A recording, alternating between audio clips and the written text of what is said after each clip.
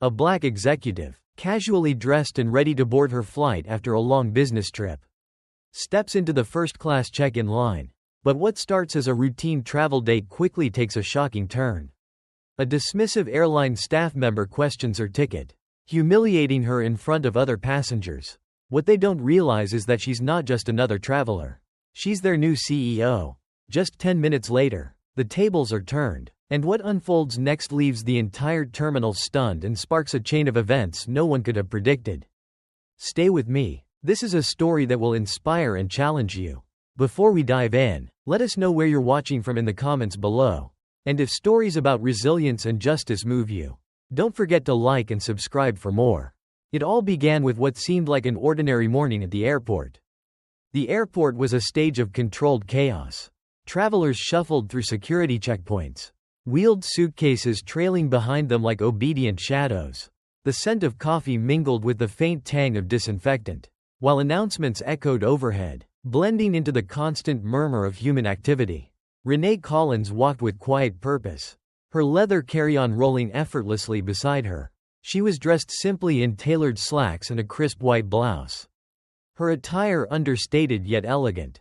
This was not the first airport she had passed through, nor would it be the last. But today, she chose to travel in a way she rarely allowed herself. Incognito, devoid of the usual entourage and the trappings of her status.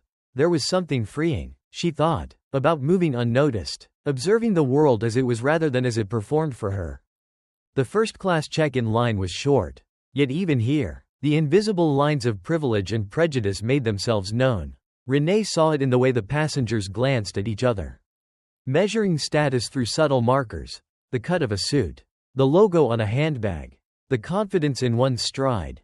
At the counter stood Karen Walker, the supervisor, her presence as commanding as the name stitched onto her badge. She greeted some passengers with warmth and efficiency, her smile bright and accommodating. But for others, her demeanor shifted, her tone clipped, her eyes cold, her gestures impatient. Renee watched this quiet choreography unfold, each interaction reinforcing a pattern she had come to know too well. When her turn arrived, Karen's expression barely flickered, her gaze swept over Renee with practiced indifference, her lips tightening as though preparing for an inconvenience. "Yes?" Karen asked, her tone as sharp as the click of her keyboard. "Good morning," Renee replied evenly. "I'd like to confirm the status of my flight." Karen extended a hand without looking up.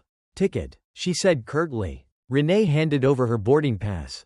Karen's eyes lingered on it, her brows lifting slightly at the bold print that read first class. She looked up at Renee, her lips curving into a faint, almost imperceptible smirk. "This is for first class," Karen said, her voice carrying just enough volume to invite the attention of nearby passengers.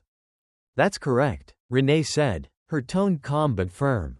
Karen exchanged a glance with the younger employee beside her, a nervous woman with a soft voice and trembling hands. Karen's smirk widened as she handed the ticket back. "You'll have to wait," she said, her words clipped. Renee stepped aside, her movements unhurried but deliberate. She found a bench nearby, placing her bag at her feet. From there, she watched as Karen continued her performance. A man in a hoodie approached the counter next, his ticket in hand. "This is the wrong line," Karen said immediately, barely glancing at him. "No, it's not," the man replied, his tone quiet but firm. He held up his phone to show his ticket. Karen scanned it, her expression tightening. "Fine," she said begrudgingly, waving him through. Her colleagues stifled a chuckle, muttering something under his breath that made Karen smile. Renee's fingers curled slightly around the handle of her bag. She had no intention of creating a scene. Not yet. Instead, she sat back and observed, her sharp eyes catching every nuance, every flicker of judgment that passed through Karen's features. This wasn't overt racism, the kind that made headlines or drew protests. It was something quieter, more insidious, a series of small, calculated indignities that accumulated like dust, invisible until the light hit them just right. Renee's attention shifted to a young mother struggling with 2 children and an oversized carry-on. Karen's tone grew harsher, her instructions barked without sympathy. The mother flushed with embarrassment, fumbling with her belongings as Karen moved on to the next passenger without a second glance. As Renee traced the edges of her boarding pass with her fingers, She felt a familiar ache settle in her chest. It wasn't anger. Not yet. It was the weight of recognition. The knowledge that this moment was one of many. A thread in a tapestry of experiences that stretched far beyond this terminal. She leaned back, her gaze steady as she watched Karen dismiss another passenger with the same dismissive air. Renee smiled faintly to herself, her lips curling upward with a quiet resolve. They didn't know who she was yet. But they would. Renee Collins remained seated on the bench, her gaze steady, her posture poised. The ebb and flow of the terminal surrounded her. A symphony of movement and sound that only heightened the quiet drama unfolding at the first-class counter. Karen Walker was still at her post, her clipped efficiency laced with an air of self-importance. To the casual observer, she might have seemed like a woman simply doing her job. But to Renee, her demeanor revealed a deeper truth. A quiet assertion of power. Wielded selectively and with intent. The line moved forward, and with it came a parade of passengers. Each interaction a subtle but telling performance. A well-dressed older white man approached the counter, his gait confident as he handed over his ticket. Karen's face softened immediately, her voice dipping into a tone that bordered on deferential. "Good morning, sir," she said warmly. "How can I assist you today?" The man smiled, exchanging pleasantries before Karen processed his ticket with swift efficiency. When he walked away, she called, "Have a great flight," her words ringing with sincerity. Next came a young black woman with a baby on her hip and a stroller in tow. Her movements were hurried, her exhaustion visible in the lines of her face. As she approached the counter, Karen's expression shifted, her warmth replaced by a rigid professionalism that bordered on coldness. "You'll need to fold that down," Karen said briskly, gesturing at the stroller. The woman hesitated. Can someone help? My hands are full." Quote, "We don't have time for that," Karen interrupted, her tone sharp. "You'll need to step aside until you're ready." The young woman flushed, her shoulders sagging as she struggled to manage the stroller and the crying baby. Passengers in line shifted uncomfortably, their eyes darting away as if the scene were something they weren't meant to see. Renee felt her chest tighten. She had seen this dynamic too many times before. The small indignities that left lasting scars. This wasn't just a question of procedure, it was a judgment. An unspoken declaration of who deserved kindness and who didn't. A man in a hoodie and jeans approached next, his ticket in hand. Karen's eyes narrowed as she scanned it. "First class?" she said, her tone laced with skepticism. "Yes," he replied, his voice calm but firm. Karen handed the ticket back with a barely concealed smirk.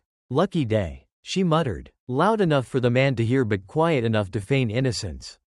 Renee's fingers tightened around the handle of her bag, her composure steady but her resolve hardening. She thought of the countless people who had stood at counters like this one. Their dignity chipped away piece by piece. She thought of the way systems like this thrived, not on overt hatred, but on the quiet complicity of those who looked away. Karen's next target was an elderly Asian woman, her English hesitant as she asked for directions to her gate. Karen's impatience was palpable, her instructions delivered in a clipped, condescending tone that made the woman shrink under the weight of it. "Next," Karen called, her voice cutting through the air like a blade. As the woman shuffled away, Renee felt the heat rise in her chest again. She wasn't here to make a scene, but the scene was making itself. Nearby, a younger employee, Emily Harris, fidgeted behind her station. Her nervous glances at Karen spoke volumes. She wasn't blind to what was happening, she was just too afraid to speak. Renee's gaze lingered on her for a moment, a silent acknowledgement of the weight the young woman carried. When a white woman in athleisure approached the counter, Karen's demeanor shifted again. "Good morning," she said brightly, her tone almost saccharine. The contrast was glaring, the juxtaposition impossible to ignore. Renee leaned back slightly, her movements deliberate as she observed. She wasn't angry, not yet, but the familiar ache of frustration settled in her chest like an old companion. The airport was not just a place of departure and arrival, it was a microcosm of the world itself. Here, the lines of division were drawn not with banners or speeches but with tone, body language, and 1,000 unspoken judgments. Renee traced the edges of her boarding pass, the embossed words "first class" catching the light. They didn't know who she was yet, but the moment was coming when they would. For now, she waited, her gaze fixed on the counter, her resolve as steady as the tide. The rhythm of the airport continued, its hum as steady as the tide. Yet for Renee Collins, the undercurrent of tension at the first-class counter had grown sharper, more pronounced. She remained seated, a quiet observer in a sea of movement. But the weight of the morning's interactions pressed against her ribs like a familiar ache. Karen Walker stood behind the counter, her voice still carrying the clipped authority of someone who mistook power for purpose. Her colleague, Emily Harris, moved in the background, her posture stiff, her glances toward Karen betraying a mixture of unease and silent resignation. The next passenger in line was a black man in his late 30s. Dressed casually in jeans and a hoodie, he approached the counter with a calm confidence, his first-class ticket in hand. Karen barely looked up as he presented it. "First class?" she said, her tone steeped in skepticism. "Yes," the man replied, his voice measured but firm. Karen took the ticket, her lips tightening as she scanned it. "You're just under the weight limit for your bag," she said, her words pointed. "Be more careful next time." The man blinked, his composure steady but his jaw tightening slightly. "Thank you," he said, his voice curt as he took the ticket and stepped aside. Karen turned to her colleague, Mike Jacobs, a young man who leaned lazily against the counter. She smirked, her voice low but audible. "Guess it's a first-class day for everyone." Mike chuckled, his laughter quiet but cutting. Renee's fingers curled slightly around the armrest of her seat. She had witnessed this before. Not in these exact words or gestures, but in the quiet erosion of dignity that came from being seen as less than. No matter how polite the language might be.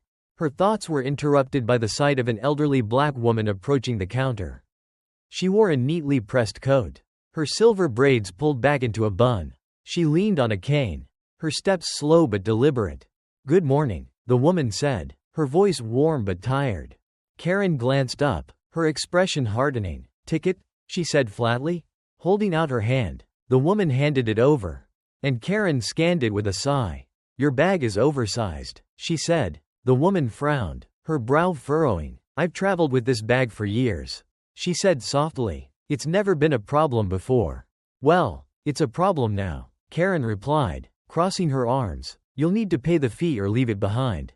The woman hesitated, her grip tightening on the handle of her cane. "Is there any way?" "No exceptions," Karen interrupted, her tone final. Renee rose from her seat then, her movements deliberate and calm. She approached the counter, her gaze steady as it met Karen's. "I'll cover the fee," Renee said evenly, pulling out her wallet. Karen blinked, caught off guard. "That won't be necessary," she said sharply. "It is," Renee replied, her tone unwavering. She placed the payment on the counter and turned to the elderly woman. "Safe travels," she said gently. The woman's eyes glistened with gratitude as she nodded. "Thank you," she whispered. Karen's jaw tightened as she processed the transaction, her fingers moving briskly over the keyboard. "Next," she called, her voice louder than before, as if trying to reassert control. Renee stepped back to her bench, her movements deliberate, her composure unshaken. The terminal seemed quieter now, the murmurs of passengers growing louder as they exchanged glances. Karen's mask of authority was beginning to crack, but she clung to it with stubborn determination. Each new passenger added to the tension in the air, the weight of unspoken hierarchies pressing down on everyone in line. A young Latina mother approached the counter next, a baby on her hip and a toddler clutching her hand. She smiled hesitantly as she handed over her ticket, but Karen's expression didn't soften. "You'll need to gate check that stroller," Karen said curtly, pointing to the bulky item at the woman's feet. The mother hesitated. "Can someone help me fold it? I don't have enough hands." Karen cut her off with a sigh. "You'll have to figure it out," she said, her tone dismissive. Next, the young woman flushed, her hands trembling as she struggled to manage the stroller and her children.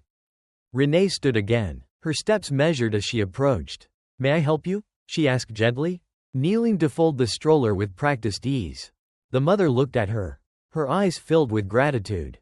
"Thank you," she said softly. Renee nodded, her gaze flicking back to Karen, whose expression had hardened further. As she returned to her bench, Renee felt the tension in the terminal shift slightly. The passengers were no longer silent observers. Their murmurs grew louder, their glances more pointed. The cracks in Karen's facade were becoming visible. The unspoken rules she upheld no longer going unnoticed. Renee folded her hands in her lap, her posture unyielding. She wasn't here to cause a scene, but she wouldn't let the scene pass without notice. They still didn't know who she was, but they were beginning to feel her presence. The air in the terminal had shifted. Though the hum of airport activity continued, there was now a quiet tension at the first-class counter, a weight that pressed on everyone within earshot. Renee Collins returned to her seat, her movements calm and deliberate, but her presence carried a gravity that could not be ignored. Karen Walker, the supervisor, clung to her brittle authority, her commands sharper, her tone colder. The invisible lines she had drawn all morning were now becoming visible, their boundaries traced by each condescending glance and dismissive word. The next passenger in line was a middle-aged black man in a tailored suit. He approached the counter with the confidence of someone accustomed to moving through spaces like this.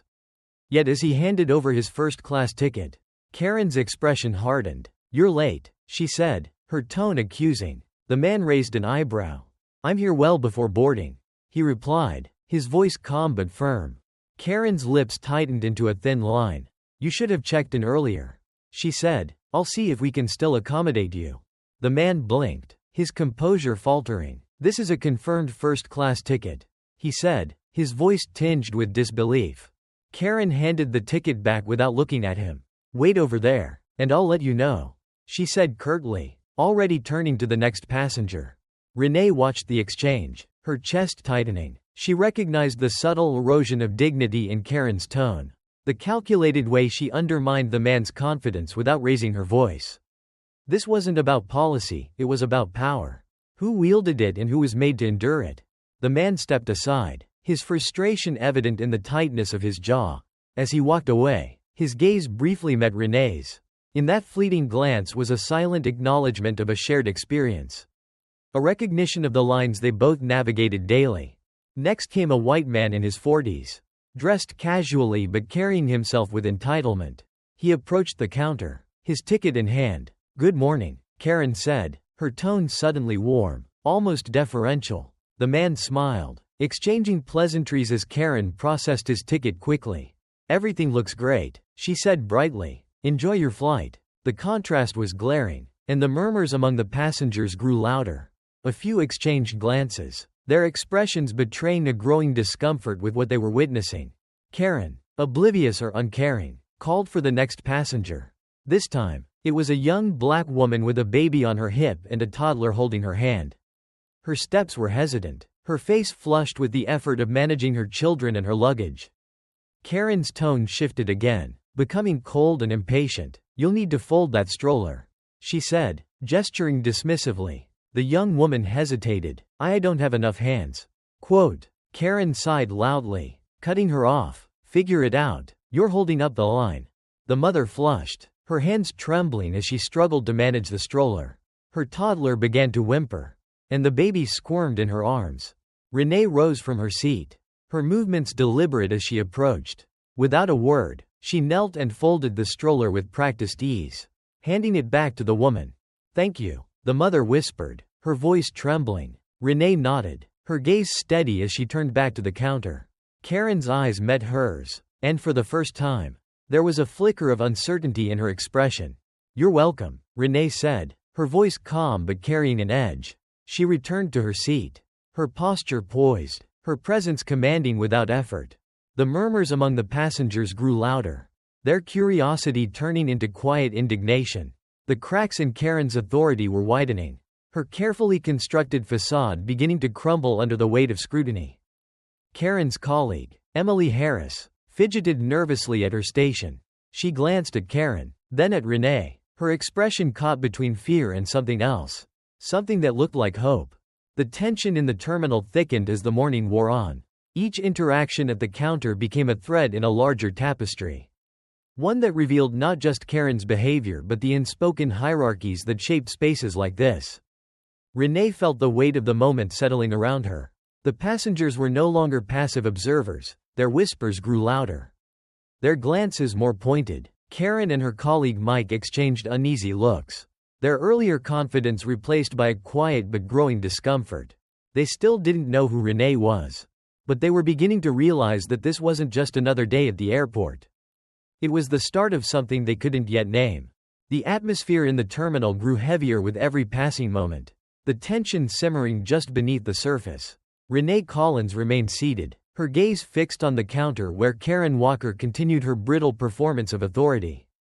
Karen's voice, once sharp and commanding, now carried a faint tremor, a subtle indication that the ground beneath her was beginning to shift.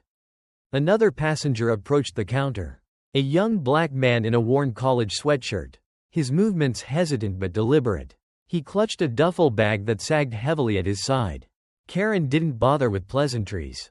"Ticket," she said, holding out her hand. The man handed it over, his expression neutral but cautious. Karen scanned the ticket, her lips pressing into a thin line. "This says first class," she said, her tone laced with suspicion. "Yes," the man replied, his voice steady. Karen's eyes narrowed. "Barely made the weight limit on your bag," she said, handing the ticket back with a condescending smirk. "Be more careful next time." The man's shoulders stiffened, but he said nothing. Instead, he took his ticket and stepped aside, his steps slower, his posture heavier. Karen turned to her colleague Mike Jacobs, muttering something under her breath that drew a quiet chuckle from him. The man paused briefly, his eyes flickering toward the pair before he continued on his way, his head held high despite the quiet insult he had just endured. From her seat, Renee felt the familiar ache of frustration. It wasn't the first time she'd seen this. A dismissal cloaked in policy. A judgment passed in the guise of professionalism. It was an all-too common story. One that wore on the spirit like the slow drip of water carving stone. A commotion at the counter drew her attention back. An older white man with a cane stood in front of Karen, his voice rising. "You're telling me my seat is gone?" he demanded, his face flushed with frustration. "I booked this week ago." Karen's response was cool, detached. "As I explained, sir, the flight is overbooked. There's nothing I can do." "Overbooked?" he repeated incredulously. "I paid for that seat." Karen shrugged, her indifference grating against the man's anger. "You'll have to wait for the next available flight," she said. The man muttered something under his breath before storming off, his cane tapping sharply against the tile floor. Karen rolled her eyes dramatically, glancing at Mike, who snorted in amusement. The passengers in line exchanged uneasy glances. The murmurs that had started as quiet whispers were now growing louder. A ripple of discomfort spreading through the terminal. Karen called. Next, her voice sharper than before, as though trying to reassert her authority. A young Latina woman approached, a baby on her hip and a stroller at her feet. She smiled hesitantly, her exhaustion visible in the lines of her face. "I need to gate-check the stroller," she said softly. Karen's eyes flicked over her. Her tone clipped. "You'll need to fold it down first." The woman hesitated, shifting the baby in her arms. "I can't do it with the baby." Quote, "Next," Karen barked, cutting her off. The young woman flushed, her hands trembling as she struggled to manage the stroller and the crying baby. Passengers in line watched, their discomfort evident, but no one moved to intervene. No one except Renee. She rose from her seat, her steps deliberate as she approached. "May I help you?" she asked gently, her voice calm but carrying an unmistakable authority. The woman looked up, startled, before nodding quickly. "Thank you," she whispered. Renee knelt and folded the stroller with practiced ease, handing it back to the woman.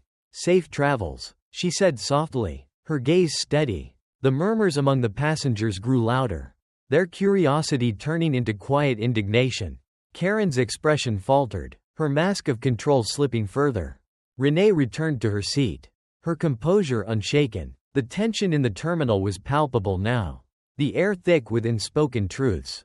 The passengers were no longer passive observers, their whispers carried a quiet defiance, a recognition of the injustice they had witnessed. Karen and Mike exchanged uneasy glances, their earlier confidence replaced by a growing discomfort. The ground beneath them was shifting, the lines they had drawn beginning to blur. Renee folded her hands in her lap, her gaze steady. She wasn't here to confront them. Not yet, but she was here to bear witness, to make visible the things they thought they could hide. The breaking point was near, and when it came, Renee would be ready. The terminal was a theater now, its stage lit by the silent, watchful eyes of passengers, The quiet tension that had lingered all morning had begun to escalate. Each interaction at the first-class counter pulling the strings of an invisible knot tighter and tighter. Renee Collins remained seated, a steady presence in the shifting tide of unease. She could feel it. The moment when silence would no longer suffice. When the cracks in the facade would give way entirely. Karen Walker stood at the counter, her authority unraveling with each passing exchange. Her voice, once commanding, had grown sharp and brittle, the edges of her professionalism fraying under the weight of scrutiny. Beside her, Mike Jacobs leaned stiffly, his earlier smirk replaced by a nervous rigidity. Another passenger approached the counter. A white man in his late 40s, dressed in a crisp suit and carrying a sleek briefcase. He exuded the air of someone accustomed to being accommodated without question. "Good morning," Karen greeted him, her voice suddenly bright and accommodating. The man smiled, handing over his ticket. Karen processed it quickly, her tone warm. "Everything looks perfect," she said. "Enjoy your flight." The man nodded and walked away, leaving behind a palpable contrast to the exchanges that had come before. The murmurs among the passengers grew louder, their whispers turning into a low hum of discontent. Next in line was a young black woman with a baby on her hip and a toddler clutching her hand. She smiled hesitantly, handing over her ticket, but Karen's demeanor shifted again, her warmth replaced by a cold efficiency. "You'll need to gate-check that stroller," Karen said curtly, barely glancing at her. The woman hesitated. "Can someone help me fold it? I don't have enough hands." Quote. Karen sighed loudly. "You'll have to figure it out," she said, her tone dismissive. Next, the woman flushed, her hands trembling as she struggled to manage the stroller and her children. The baby began to cry, its wails echoing through the terminal. Renee rose from her seat, her movements deliberate as she approached. She knelt, folding the stroller with practiced ease. "Here you go," she said, her voice calm but carrying a weight that made Karen look up sharply. "Thank you," the woman whispered, her voice trembling. Renee nodded, her gaze fixed on Karen as she stepped back. Karen's expression faltered, her earlier confidence replaced by something that looked like unease. The passengers in line were no longer silent. Their whispers carried an edge now, a quiet rebellion against the unspoken rules Karen had enforced all morning. Emily Harris, the younger employee stationed at a nearby desk, glanced nervously between Renee and Karen. There was something new in her expression, something that looked like resolve. The next passenger was an elderly black man with a cane. He moved slowly, his steps deliberate, as he handed over his ticket. Karen scanned it, her lips tightening. "You're late," she said, her tone accusatory. "I'm well within the check-in window," the man replied, his voice steady but firm. Karen sighed dramatically, handing the ticket back. "Wait over there. I'll let you know if we can accommodate you." The man blinked, his composure unshaken but his frustration evident. He stepped aside, his gaze briefly meeting Renee's. In that fleeting moment, there was a shared understanding, a silent acknowledgement of the indignities they both knew too well.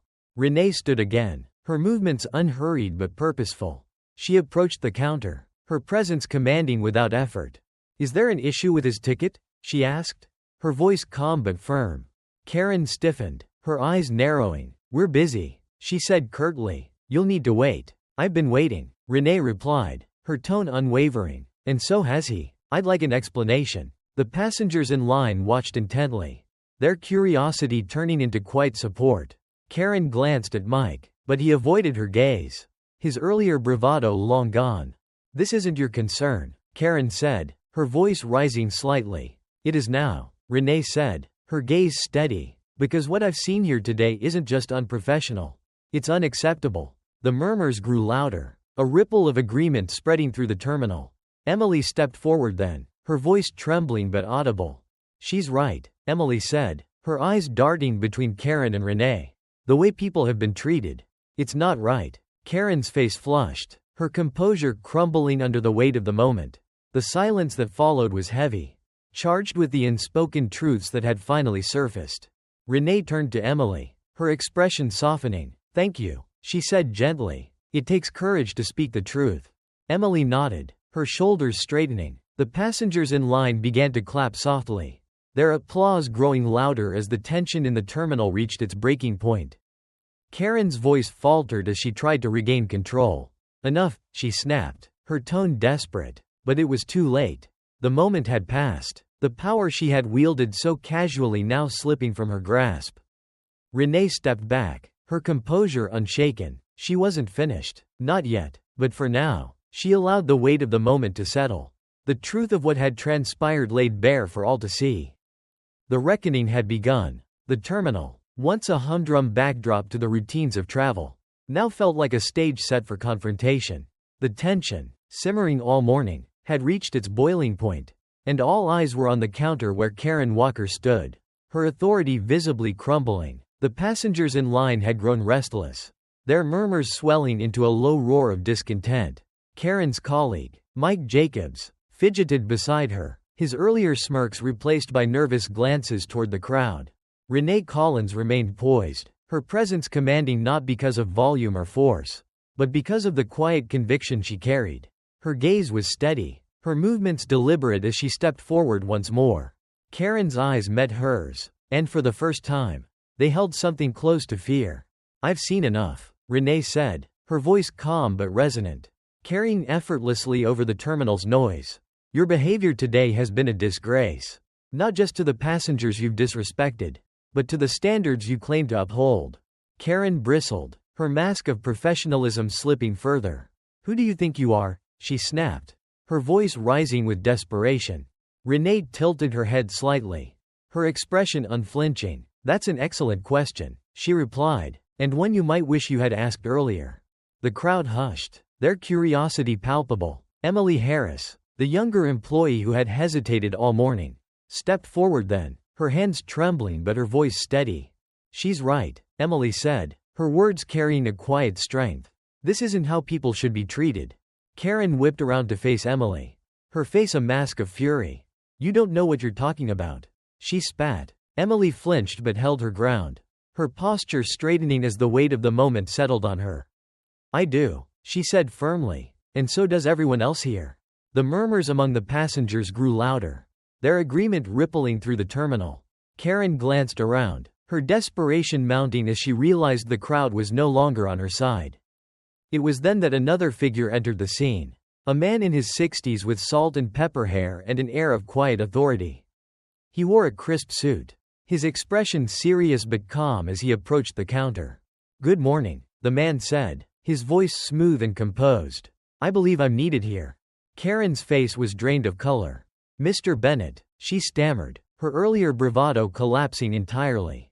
Renee turned to the man, her gaze steady. "Good timing," she said. David Bennett, the regional manager, looked between Renee and Karen, his expression unreadable. "Miss Collins," he said, inclining his head, "my apologies for the delay. I understand there's been an issue." Karen's jaw dropped. "Miss Collins?" she repeated, her voice barely above a whisper. "Yes," Renee said, turning back to Karen. "Renee Collins, CEO." The terminal fell silent, the weight of her words hanging in the air like a thunderclap. Karen staggered back a step, her mouth opening and closing as though searching for a response. "I've been observing all morning," Renee continued, her tone even but firm. "What I've seen is not just unprofessional. It's unacceptable. You've disrespected passengers, ignored their needs, and reinforced biases that have no place here, or anywhere." Karen's face reddened, but she said nothing. Mike looked down, his earlier confidence completely eroded. Mr. Bennett cleared his throat, his voice carrying a quiet authority. "Karen, Mike," he said, his tone measured, "you are relieved of your duties. Effective immediately. Security will escort you off the premises."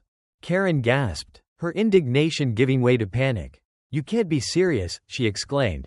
"I am," Bennett replied firmly, "and I suggest you reflect on why." As Karen and Mike were led away, the passengers in line broke into scattered applause. The tension in the terminal seemed to lift, replaced by a quiet sense of relief and vindication. Renee turned to Emily, her expression softening. "You showed courage today," she said. "Don't lose that." Emily nodded, her eyes glistening with a mix of gratitude and determination. "Thank you," she said. Renee stepped back, her gaze sweeping over the terminal. The cracks in the system had been laid bare, the quiet hierarchies exposed for all to see. It wasn't a victory. Not yet. but it was a step forward. A moment of reckoning that couldn't be ignored. She turned to Bennett. "This is only the beginning," she said. Bennett nodded. "Understood." As Renee walked toward the gate, the murmurs of the passengers followed her. She felt their eyes on her. A mix of respect and curiosity. As though they had witnessed something they couldn't quite put into words.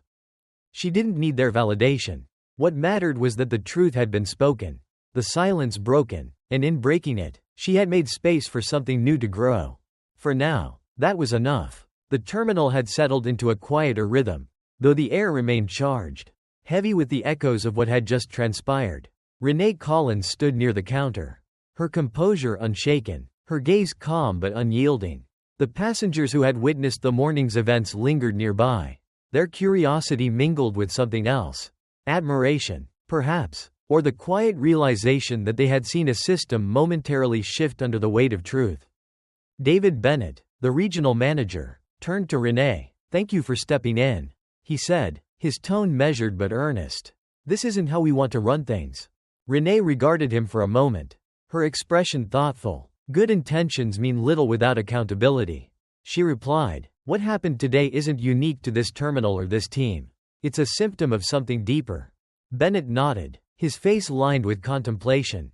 "What do you suggest?" Renee's gaze swept over the staff who remained, their faces a mixture of apprehension and hope.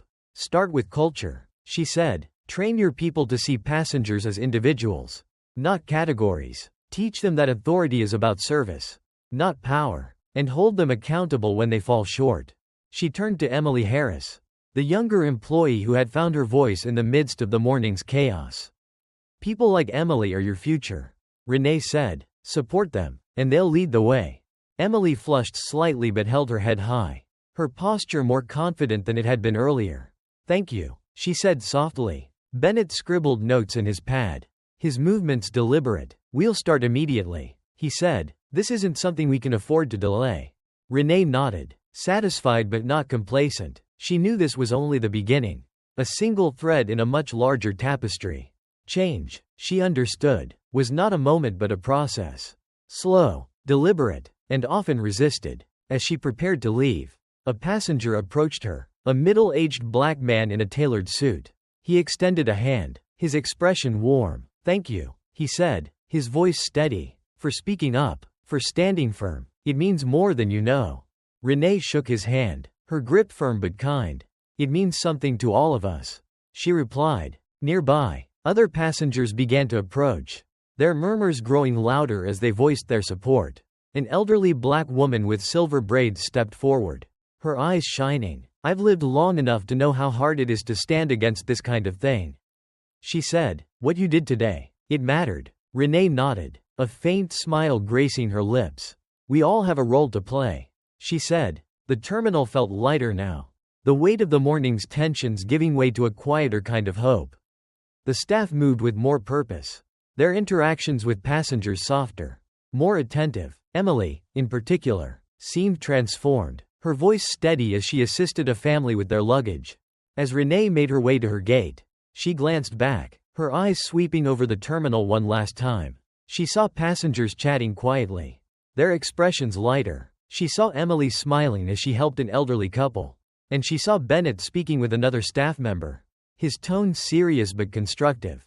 It wasn't perfect, not yet, but it was a beginning. When she reached her gate, Renee took a seat near the window, her carry-on tucked neatly at her feet. The sunlight streamed through the glass, casting long shadows across the floor. She watched the planes taxi on the tarmac, their engines a distant hum. She thought about the morning, about Karen and Mike, about the passengers who had endured quiet indignities and the ones who had spoken up. She thought about Emily, whose courage had blossomed in the face of resistance.